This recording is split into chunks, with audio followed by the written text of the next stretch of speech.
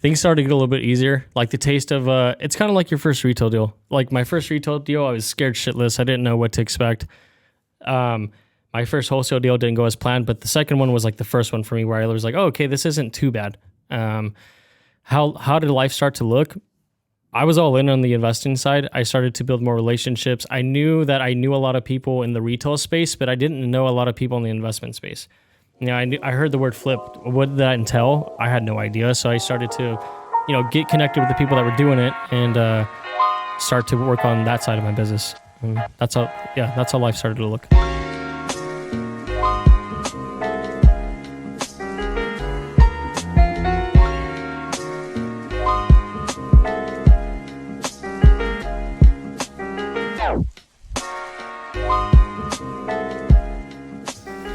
Welcome back to the Pursuit of Property podcast. Today, we are joined by our friend, Luis Caballero. Dude, how are you doing today, bro? Dude, just want to say pleasure to see you guys. Doing good, man. Just hanging in there.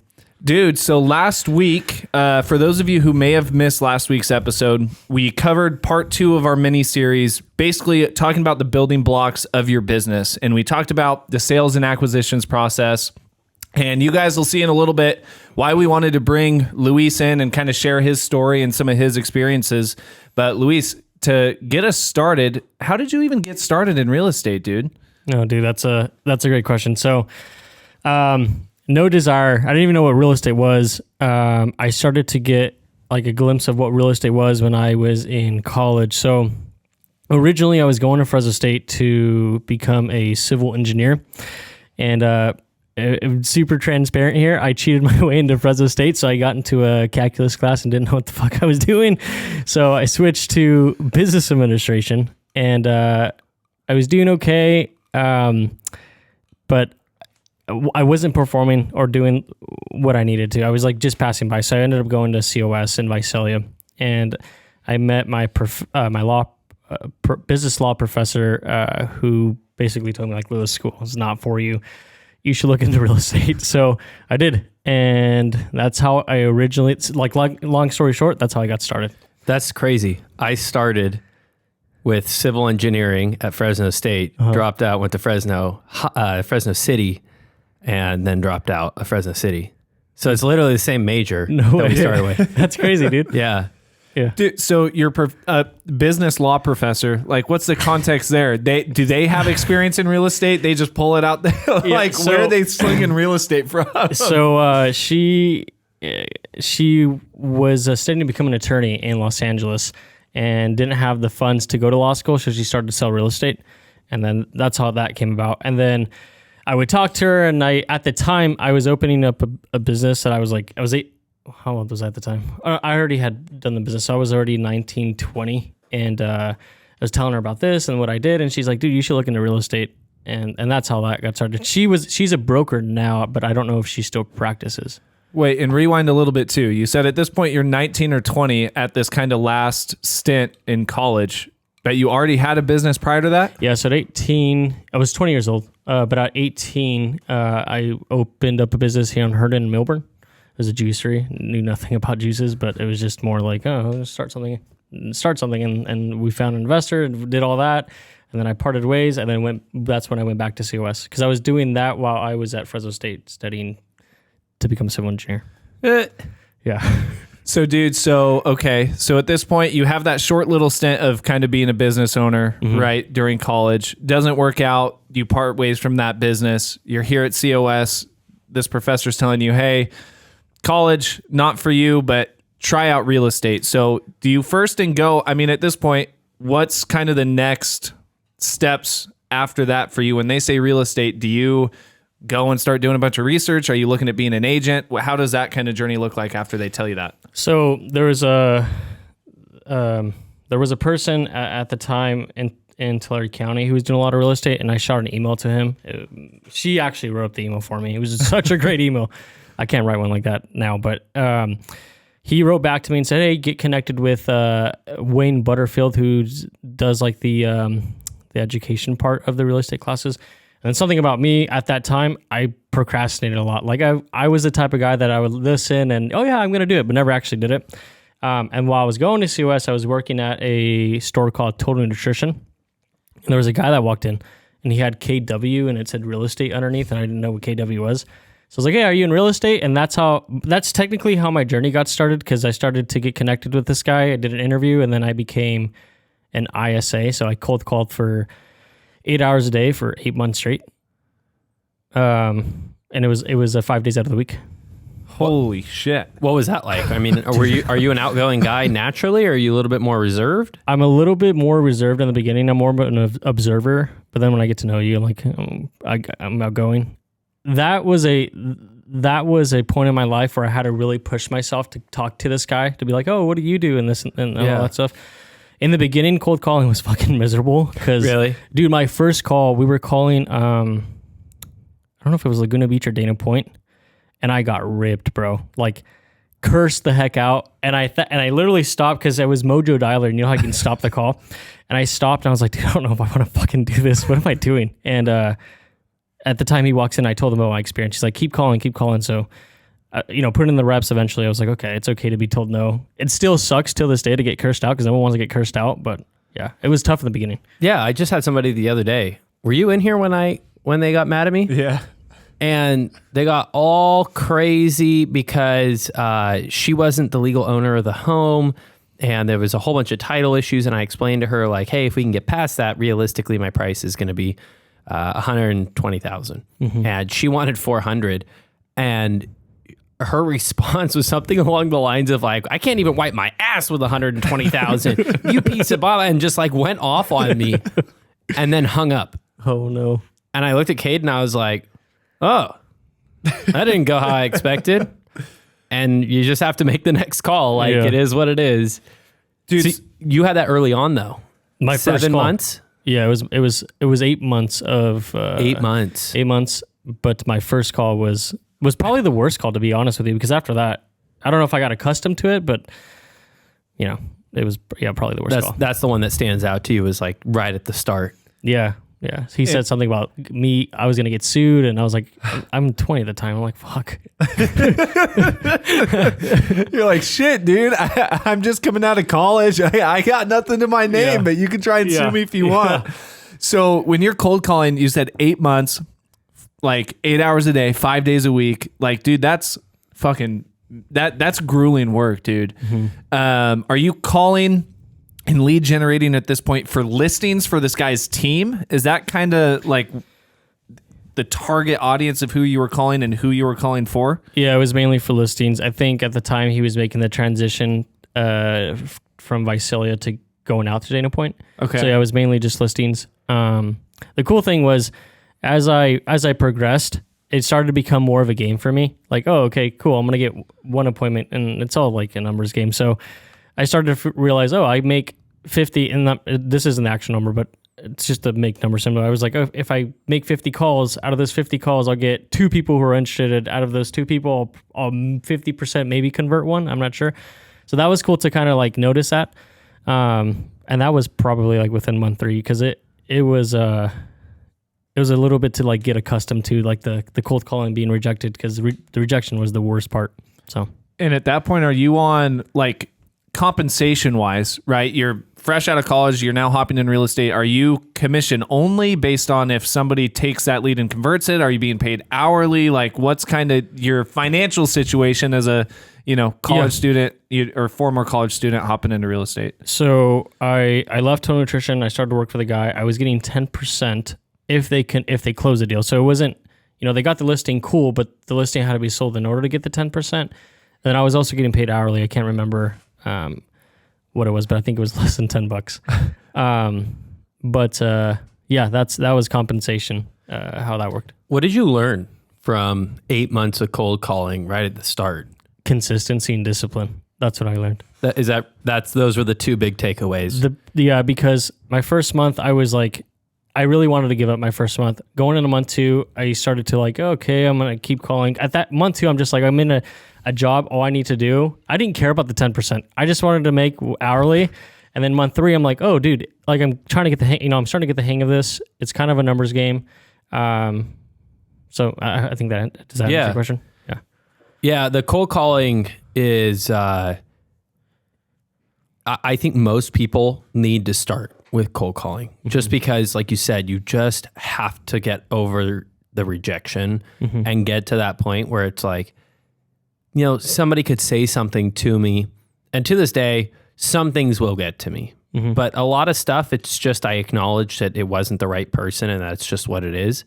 But I think you're right. That discipline of just saying, okay, I'm going to keep going and keep doing it.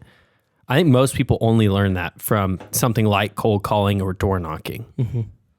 So those 8 months, you know, you're now at the end of these 8 months. You said this guy was transitioning to moving from Visalia over to Dana Point. Yeah. And so when that 8 months comes up, does this guy officially move to Dana Point and you're kind of sitting there figuring out what's next? He officially moves to Dana Point. I'm still technically working for him while he's out there. And then at that time, I was already working on getting my license and ended up getting my license. And then we just parted ways because it was hard not being up from over there, not knowing like what the area is, not understanding the market. It's a lot harder to cold call those areas, especially, you know, not knowing how things work out there. So we ended up parting ways. And then I think after the following month is when I was officially licensed. Yeah. And so was your transition to real estate was mostly as an agent? Yes. Yeah. Yeah. And when did you start looking into investing? So my first year was mainly retail. Solo or on a team? I was on a team. Okay. It went really well for me. I was having fun. Year two, at the end of year one, I started to realize I was hitting a glass ceiling, and I was at a mom and pop brokerage, and they didn't have enough time to kind of like, you know, teach me. So they actually encouraged me to go to KW. So I went to KW, and it was scary because I was on my own now, and I didn't really have anyone to talk to. And also, like, you know, you had asked me, I'm more reserved. So it was a lot harder for me to go to the broker and be like, hey, I have a question, because I didn't want to look stupid by asking a stupid question. At least that's what I thought at the time. So year one's retail. Towards the end of year one, I go to KW. The middle of the second year, while I'm in real estate, I start to struggle financially. And I look up what's the quickest way to make some money. And I came across wholesaling. And that's how that started. So I started to call a lot of expired leads to try to get them a lot lower. And then that's basically how it started, was my second year. What do you mean is you started struggling financially? So I wasn't making a whole bunch of sales in retail. This was the start of COVID. It was around there. When people were like, oh, we don't know if we should buy or not. That's when that started. So I wasn't making a lot of sales, and that's what I mean by that. Gotcha.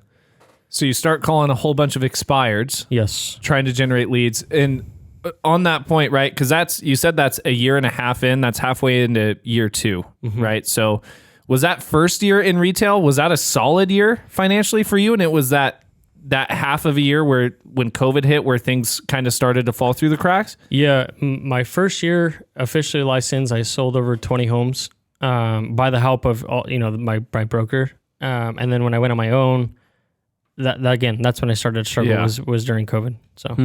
So you pick up the phone, you start calling a whole bunch of expireds. At this point, is your only knowledge about wholesaling / investing stuff that you've picked up from online when you did that quick Google search? Yeah. The only thing I knew about wholesaling was I know you don't physically close on the house, so I don't need the money to close on it. And I know during the process, I had a certain amount of days to sign it. That's all I knew about it. What did the first deal look like? Oh man, I learned a lot. So I start cold calling for these expired listings, or I guess warm leads in a way. And I land one, and it's in Bakersfield, out of all places. I go to Bakersfield, and I meet with the seller and I start, to talk, hey, why do you think it didn't sell, this and this? Well, long story short, I got it locked in for $150. It was worth about, I don't know, between $250, $260. And it was like a D neighborhood. Well, I ended up getting it locked up, and I go back. So now I have this deal in front of me. I have it locked up. I know I needed to sign it.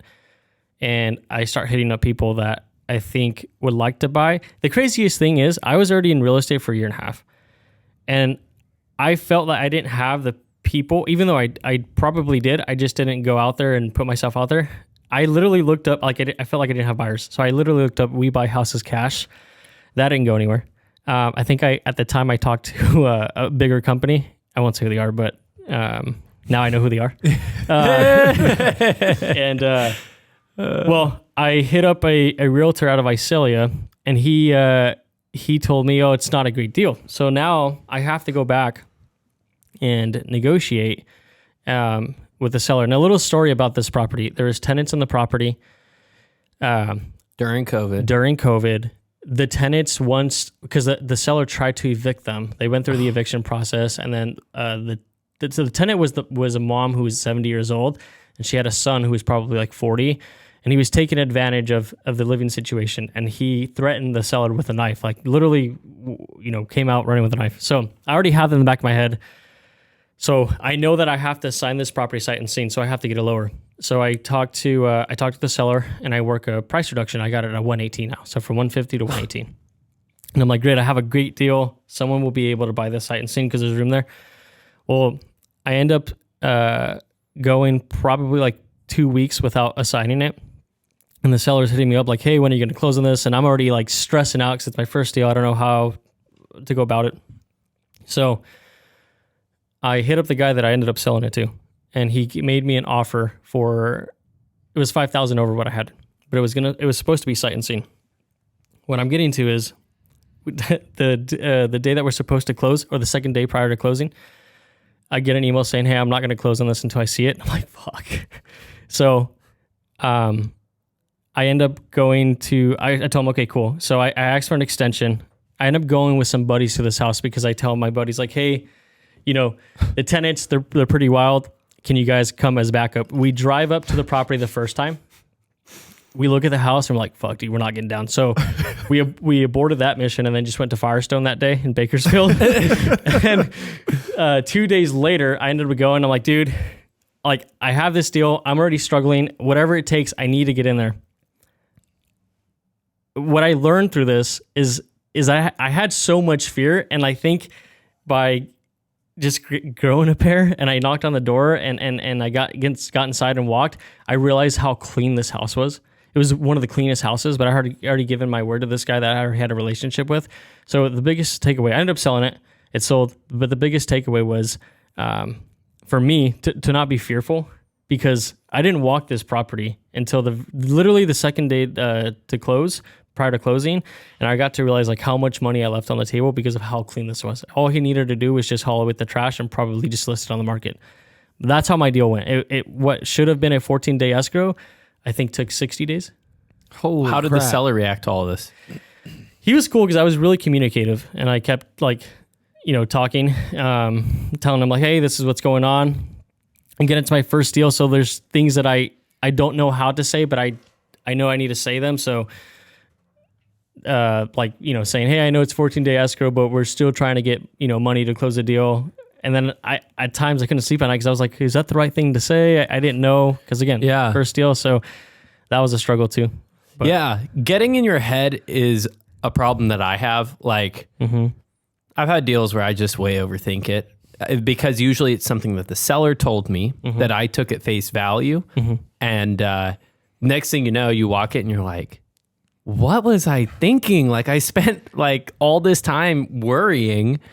That's a good learning lesson from the first one. I mean, that sounds like it was kind of hard. It was hard because so get this, I ended up taking pictures and videos. We ended up closing on it. And then this guy from Bakersfield, is a Bakersfield agent, was interested in buying it. So I hit him up after the closing. I said, hey, I'm going to send you the videos and pictures. I'm curious to know, it had already closed, but I'm curious to know what you would have paid for this. And I would have got, I think it was a $60,000 assignment if I would have sold it to him. But I had already given the guy my word I had a relationship with, so I made $5,000. So yeah, it was tough, dude. It was a tough learning lesson. Wow. What did you do with the $5,000? Paid my mortgage. Yeah. So you have a mortgage this whole time? Yeah. When did you buy your first house? It was in 2020. So wait, what? Earlier that same year you're talking about? Yeah. You had bought a house? Yeah. When you were 20 years old? How old was I? How did you do that? Well, Well, my spouse, my wife, she came in clutch. She came in with the report card and everything on paper and got that approval going. Yeah, because she was the one that qualified. I wasn't in real estate for 2 years. She was the one that qualified, and then that's how that worked. You were married at 22? Well, technically, we've been engaged for quite some time, so we always say we're husband and wife. But yeah, Wild. Okay, that is all new. I was sitting here and I'm like, you're 20. How what were you doing to be in a hard financial spot? There's a lot of things you can do to get out of that, like live with buddies, things like that. You had a mortgage this whole time. That would keep you up at night. Yeah. So you paid your mortgage with the money that took, you said 60 days and a lot of sleepless nights. A lot of sleepless nights. And you kept going? I kept going. What was the next deal? Like, I don't even know if I would have kept going if that was my first deal. The next deal... What was the next deal? Is it going back to the drawing? Not even back to the drawing board, but is it going back after that? And is it just going back to hammering expired listings to try and, like, at that point, you get this money influx in, you take care of the bills, right? And are you going back to exactly what you were doing before with expireds? Are you doing something else? Like, kind of. Yeah, that's ultimately what I did. I went back to calling expireds. Excuse me, I think it was 3 months past before I got my next deal. I honestly cannot remember. Oh, I do remember what the next deal was. 3 months had passed. I had gotten a listing at the time. I already told myself, maybe I was wrong for doing this, but I'm a like all in type of guy on something. So I stopped marketing for listings and I'm all in for 3 months trying to get my next wholesale deal. A listing fell in my lap and I had told them, hey, I know you want to list this for this much, but just so you know, I would pay you this much cash. 6 months passed by, the house doesn't sell, and they end up taking my offer. And then I wholesaled that to a couple buddies and made 10 grand on that. Yeah. So that's how the following deal happened. So, okay, so you got two deals now. Yeah. And the 10 grand sounds like it was a much easier, simpler process. Yes. So at that point, you've got 2 under your belt. Mm-hmm. What did life start looking like at that point? Things started to get a little bit easier. Like the taste of, it's kind of like your first retail deal. Like my first retail deal, I was scared shitless. I didn't know what to expect. My first wholesale deal didn't go as planned, but the second one was like the first one for me where I was like, oh, okay, this isn't too bad. How did life start to look? I was all in on the investing side. I started to build more relationships. I knew that I knew a lot of people in the retail space, but I didn't know a lot of people in the investment space. I heard the word flip. What did that entail? I had no idea. So I started to, get connected with the people that were doing it and start to work on that side of my business. That's how life started to look. But can you break that down? Like, what were you doing to meet those people and to kind of start finding more consistent deal flow and understand what you were doing more? Well, in all honesty, like, again, I'm more of a reserved person. So I wasn't like actively trying to like meet these people. I wasn't sending texts. I was just like, hey, they happened to cross my path, thankfully. And that's how that happened. We would go out to lunch, have a meeting, and then, oh, you should come to my properties, take a look at this and all that good stuff. I think what really was a good turning point for me was my third deal that did not pan out. And it was a listing in Tulare. So again, I'm not marketing for any more listings, but I don't know how, thankfully, more listings started to come in. I ended up locking the listing that I had under contract.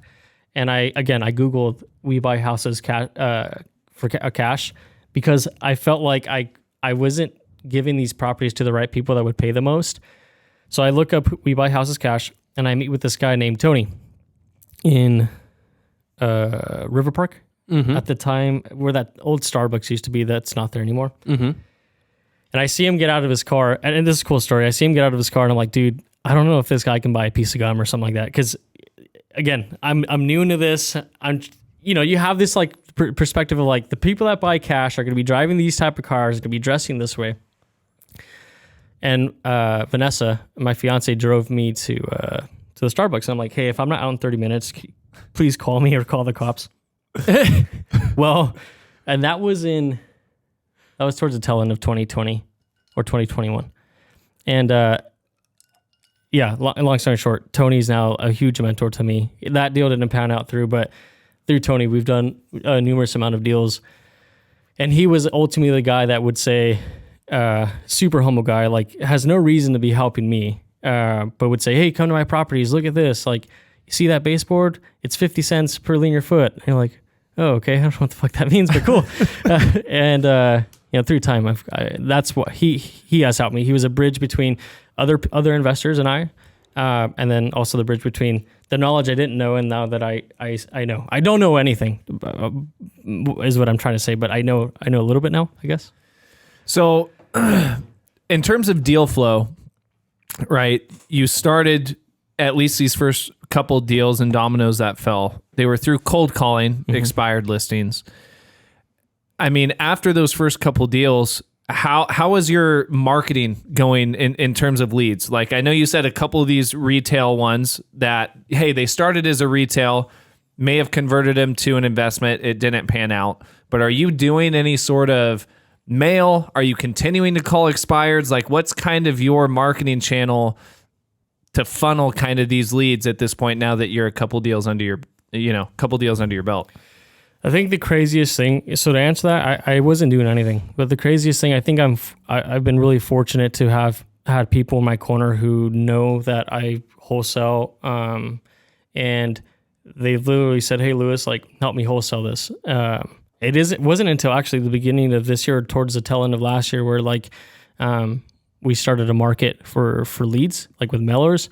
I didn't even know who to contact for mailers, to be quite honest with you, until last year. And if anyone that doesn't know, in San Diego, I don't know, I forget the Yellow company. letter. Yeah, yellow letter. Yellow letter.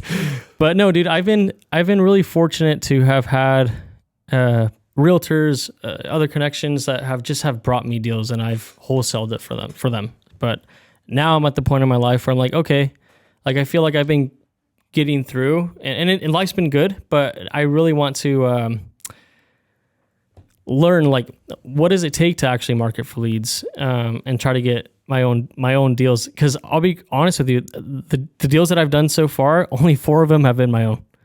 All the rest, I like I said, I've been fortunate to have helped others, and yeah. Well, dude, and even, I mean, there's still something to say about that, right? Like, because 4 of your quote unquote own deals, but especially, and this was like even before I got connected, it's weird because Visalia Tulare is almost like its own market versus Fresno, right? And I feel like part of that bridge or part of that gap is starting to be bridged over. But for all of these other deals through networking with, other agents in the retail space, or, maybe other investors, like just by kind of your organic networking, people coming to you and saying, hey, can you help me dispo this deal, and still being able to convert that into a paycheck at the end of the day. You know what I mean? Yeah. So that's awesome.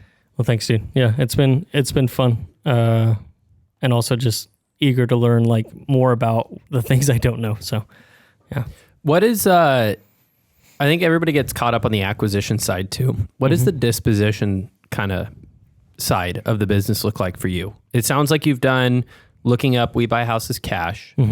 Relationships obviously play a big part.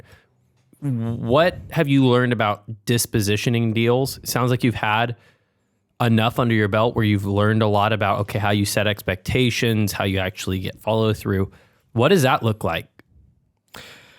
Well, how it looks like, it's literally just sending a text to 3 people. For me, I think we had talked about this. I'm like, dude, what the hell is MailChimp? Or what is your last stuff? Yeah, I get a deal under my belt, and then I send a text to 3 people. Hey, this is the deal. These are the numbers. And then for me, like, I like to do things with integrity and keep my word. So I let them know, hey, I sent it to this person first, who and I send deals. You're second in line. If they pass up on it, then it's yours. That's literally how it looks like. I had a deal in Hanford 2 months ago, where I told Tony about the deal first. He offered me $10K over what I had it locked in for. Someone else came and offered me 15 over, but I ended up selling it to Tony because I gave it to him first. Even though, like, you want to accept the 15. Yeah, dude, that's how it literally looks like. And I think by doing that, by just having these 3 people, but I also want to branch out to more buyers. But by having these 3 people, it's helped me out a lot. It's honestly been pretty easy to dispo. Acquiring it's a lot harder, but to dispo is a lot easier for me.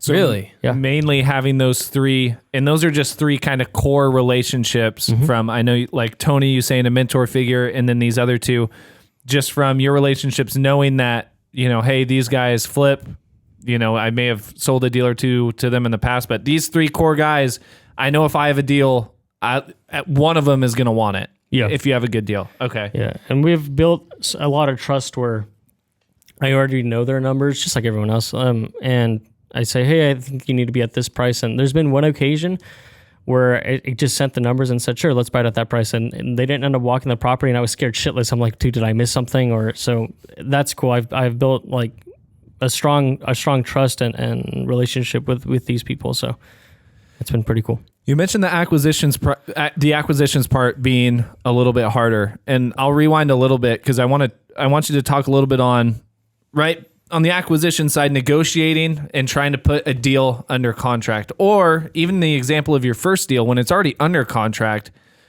like making the price reduction from 150 to 118, like that is a huge price drop, and kind of how you approach that conversation with a seller, because it's also a negotiation, right? You've already got it under contract, but essentially you're back at the drawing board, back to the negotiating table. How do you typically handle those negotiations, those conversations with sellers? What are you kind of focusing on when you're talking to sellers, either to lock in a deal or negotiate it at a price that you need? So I'll talk about the first deal first, and then I'll go on to what I learned. The first deal, I think I got pretty lucky with the price reduction, only because it was supposed to be a 14-day escrow, and there was a lot of time that passed, and I think the seller might have been a little frustrated and was like, yeah, sure, what the heck. But what I know now is like, what has helped me get price reductions is to be extremely transparent and to let them know like, hey, this is the obstacle I'm going through, and this is what's going to help me get past this obstacle. And I mean, at the end of the day, they don't have to say yes. So transparency has been the number one key with me, is like, hey, the reason I need a price reduction is because the foundation is crap. And I didn't know that when I walked it and whatnot. So that has helped me.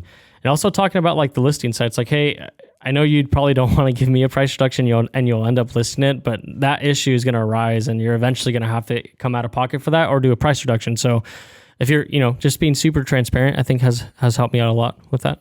What do your like conversations with sellers look like, just generally? I mean, are they mostly about the property or about the person, or it's mainly about the person? And give us some ideas of kind of like what that sounds like or what that looks like when you're talking to a seller about their situation. I'll give you a recent deal. So we had a deal in Merced, and we landed the appointment. The first conversation, we were talking about the property, and that's why we landed the appointment. And then we get to the property and we start talking about, the 4 pillars, why do you want to sell, the condition, the price, and whatnot. But I really focus on like the motivation. So in this particular case, they were motivated to sell because the house was vacant, but there's more to that, right? Like, it'd be nice to just have someone say like, oh yeah, it's vacant, that's why I want to get it sold. But just focusing on the person. In this deal, we found out that there was a memory there that they wanted to get rid of. There was so much. Long story short, like these people, I know their dogs' names, if that makes sense. Like and then the last part, the cool thing is, when we're now ready to go to the negotiation table, we're like, oh fuck, we need to talk about the house. So what do you guys want to do? That's how I handle things. I do everything really informal, but it's helped me, I guess, out a lot. I think sometimes actually being informal is better than being formal. Mm-hmm. We just hired a company to help with some of our our long-term follow-up stuff. Okay. And there was a huge push to be informal. And like the texts have like text lingo and abbreviations and spelling errors or grammatical errors.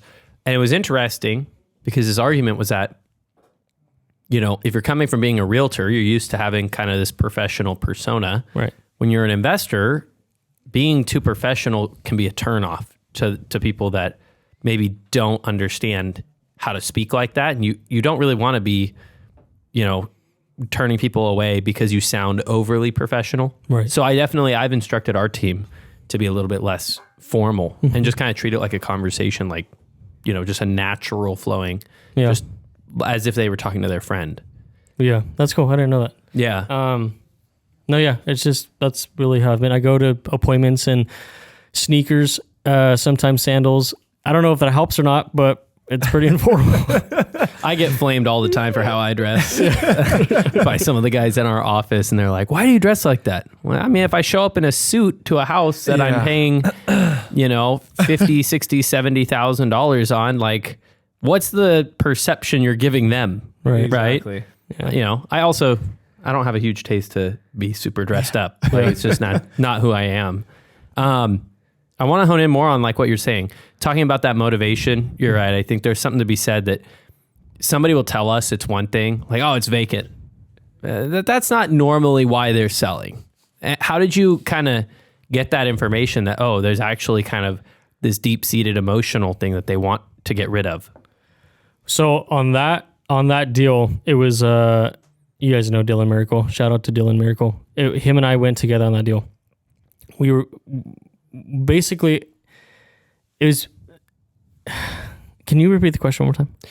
How did you get from just it's a vacant house to there's this emotional memory they're trying to get rid of? How do you make that jump? That seems like that's a pretty protected motivation.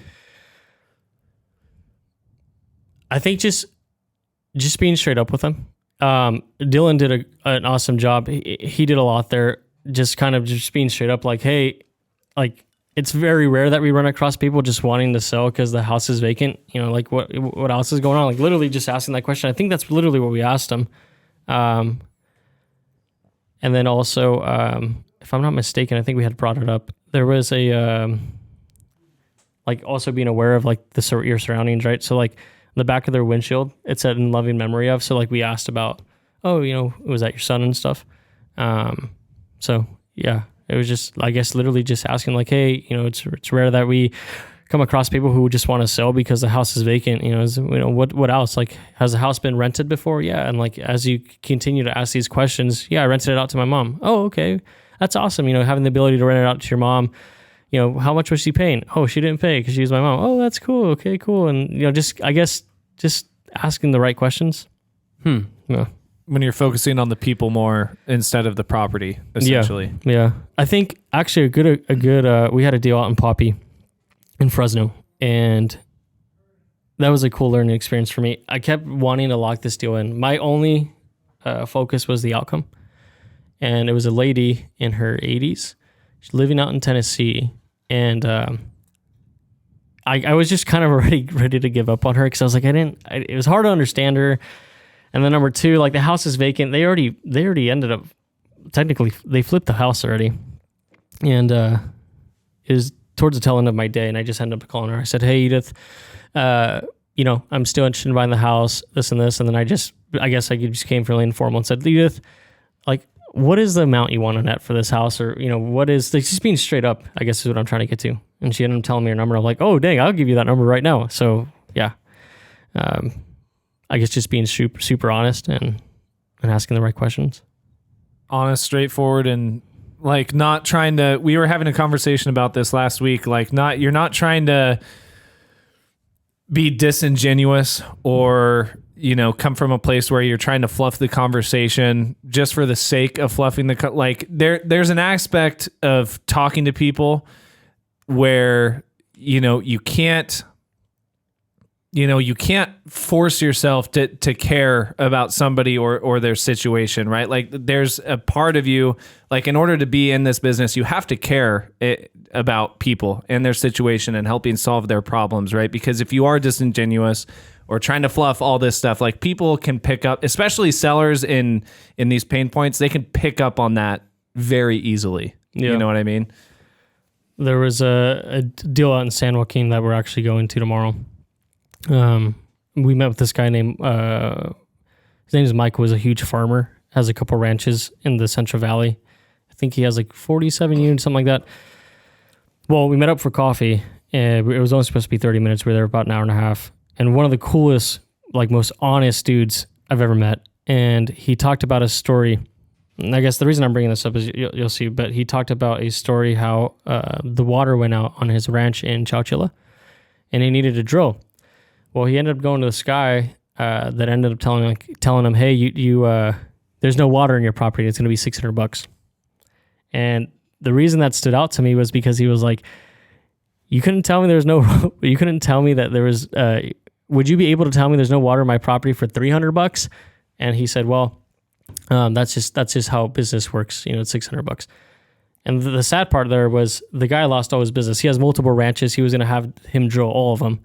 So what I'm getting to is last week I had to call Michael because I had to give him an offer. He wanted 200 for this property and we need to be there at 165.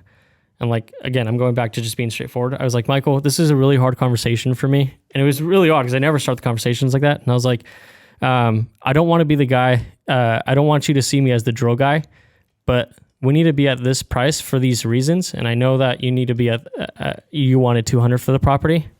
Well, it all ended up going good. I got in my head. I'm like, fuck, I said something wrong. He's not going to call me back. Well, he just shot me a text this morning. He's like, Lewis, the number should work. Can you come to the sheriff's lockout tomorrow? So that was cool. I'm learning a lot about not overthinking shit.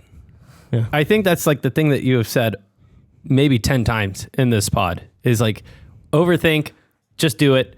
Turns out to work out how it's supposed to. And then you just move on to the next one. Mm-hmm. Well, and it's being able to, like, in terms of that conversation too, it's being able to relate something back to something the seller told you, right? That goes back to building trust and building rapport. Like a lot of times we overcomplicate it, but hey, being able to have that trust there, being able to have that relationship there and be honest and a straight shooter and be like, look, Michael, I don't want to be this, I don't want to come across like I'm this drill guy, but I got to be at 165 because of X, Y, and Z. And I know you're at 200, and just sharing that, bro, and not trying to sugarcoat it, being able to relate it to something he shared with you and just being straightforward, open, honest. And dude, look at that. He calls you and says, hey, can you meet me at the sheriff lockout tomorrow? You know what I mean? Yeah. So the pod is really aimed at people who haven't done their first deal or maybe have only done a couple deals. Mm-hmm. You've done more than a couple deals and you've done it in a different way than most people. Like if you were looking back and talking to yourself or you're talking to somebody else, like what's the advice that you give to people right now who are trying to kind of make that jump or make it past that first deal or their first few deals?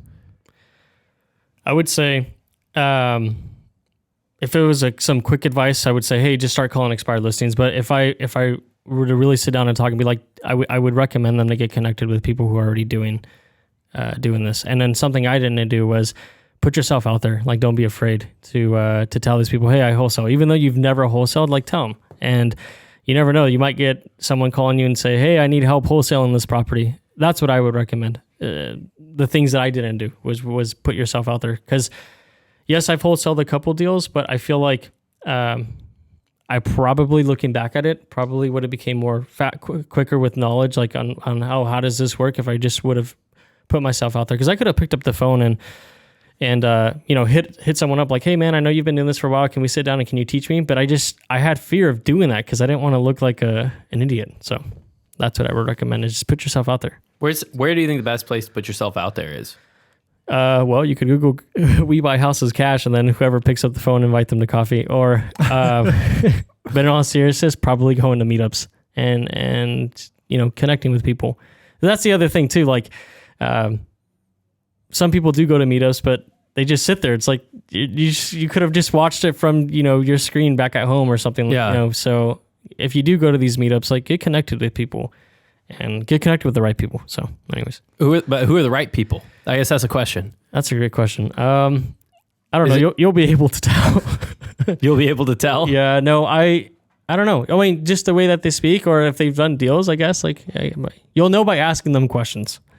The person you're talking to. Whether somebody's legit and willing to give, or versus somebody who may be walking around with kind of puffing out their chest, essentially. Yeah. Yeah. Yeah.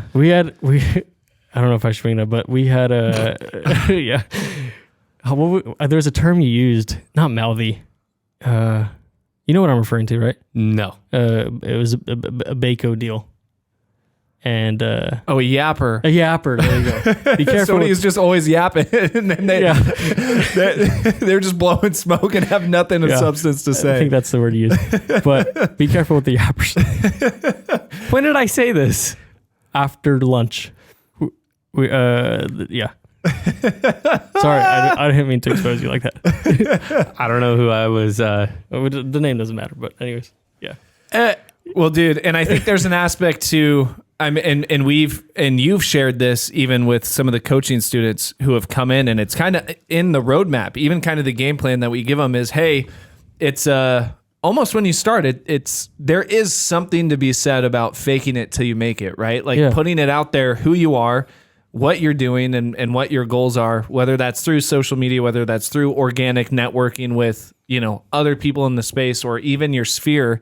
Like, it sounds like, again, to repeat, that's kind of how some of these first deals started to pop up for you was, kind of these organic connections and just saying, hey, this is what I've got, or this is what I'm doing. Yeah. So, dude, where can people find you online, on social media? What's the best way to find you or get a hold of you?